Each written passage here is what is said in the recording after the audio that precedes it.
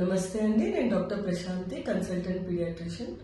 ఇవాళ ఒక important topic, normal development అంటే ఏంటి, పిల్లల్లో ఎదుగుదల లోపం అంటే ఏంటి అనేది ప్రతి పేరెంట్కి తెలిసి ఉండాలి.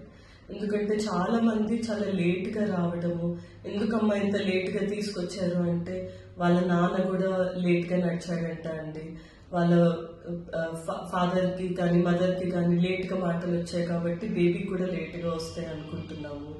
సో ఇవి రీజన్స్ చెప్తున్నారు. సో ప్రతి పేరెంట్కి నార్మల్ డెవలప్మెంట్ అంటే ఏంటో తెలుసు.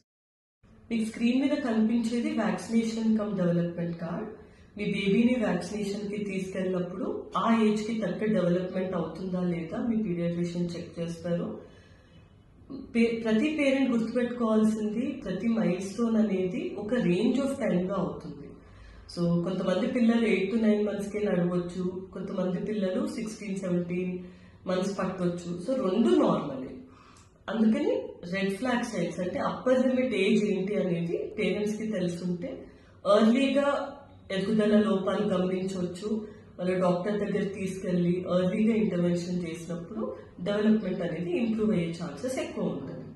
సో విజువల్ ఫిక్సేషన్ అంటే మనం బేబీతో మాట్లాడినప్పుడు బేబీ చూడడం అనేది 2 months వరకు రావాలి, సౌండ్స్ చేయడం 6 months వరకు రావాలి, సపోర్ట్ లేకుండా కూర్చోవడం 10 months వరకు, పట్టుకొని నిల్చోవడం 12 months వరకు, అంబాడడం 14 months వరకు, పట్టుకోకుండా నిల్చోవడం 17 months వరకు, పట్టుకోకుండా నడవడం 18 months వరకైనా రావాలి.